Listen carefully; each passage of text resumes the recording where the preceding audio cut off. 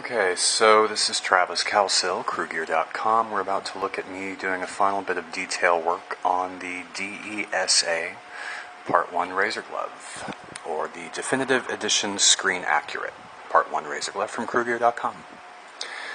And you'll forgive the video quality. This is, not even my camera, and definitely working up toward getting something a little better in the future, but for the sake of this video, this will work. And this is just me in my final stages of putting this thing together. Everything's been done. The armature is built. I like to do a lot of tests. I test against the film wherever possible.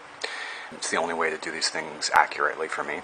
And I build these things against the opening sequence, mainly. So that's how I do my final test armature.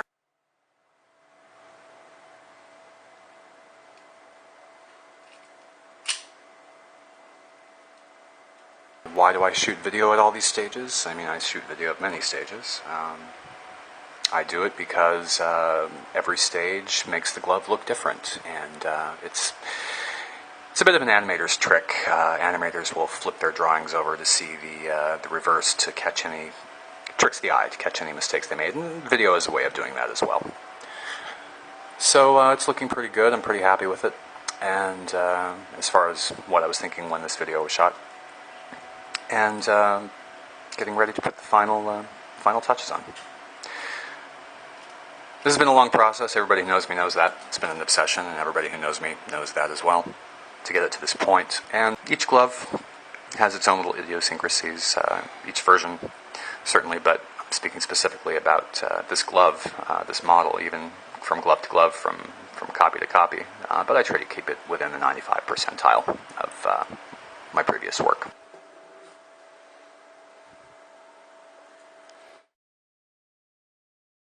So now I've gone ahead and added the brazing marks on the tips and a little bit of the weathering on the knuckles and the base weathering on the back plate.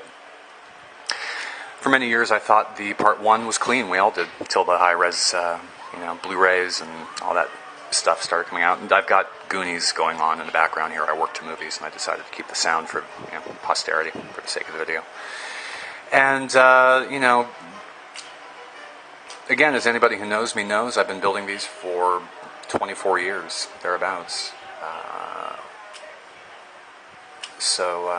Even at this late stage, all this detailing and stuff I've only done this year. I never really put the effort into it on Krueger's previous gloves from the early 2000s, when I was doing this full time and actually selling them. So it's nice to be able to put it together and see all this detail come out. And a lot of the weathering and stuff on the leather you're seeing here is just base. It's these are various stages, and so you're missing a lot of the final stuff. Here come the reds. This was a big. You can't really see it here, but you'll see it in the next shot. And me wearing my sweater cozy, which I wrap around my mug and drink coffee with when it's too hot, just to add a little bit of color that we're all familiar with. So the reds on the tips, as I and a lot of the other glove masters call them, are something that we didn't pick up until a lot of us did a lot of research, and a lot of the other glove guys as well are they're very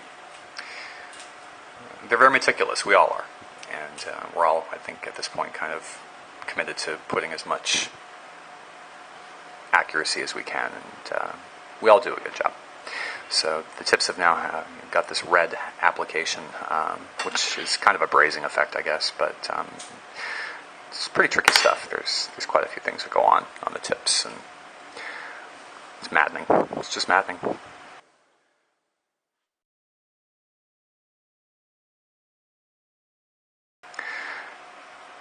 And so, I didn't have video shot of any of the final gloves before they went out, and this is about as close as I came to the last bit. I mean, this glove is completely done except for a bit of the weathering on the leather and actually bolting it to the bolting the back plate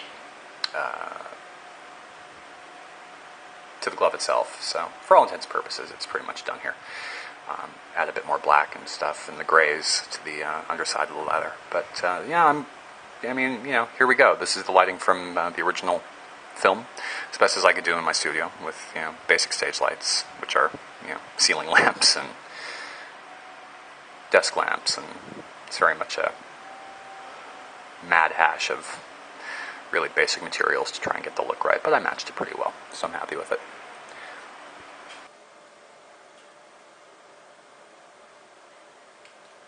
And now we'll take a look at the final glove, Congroy Collectibles, my good friend Congroy Padilla. Fantastic guy, really. Was kind enough to send me some shots from his collection, which is pretty extensive. He's got quite a few gloves from quite a few glove makers, and has some really nice camera equipment, so here you go. A couple of spin arounds I was able to put up on this video. Finished the glove. Not much else to do, but show it and appreciate it. It's been a long journey, and it's been my pleasure to share this with you, and in the future there will be more stuff coming from me. Certainly a lot of stuff that I've been planning for a long time, but for right now, enjoy this little montage of 24 years of labor. The Krueger.com Part 1 DESA Razor Glove. Catch you later.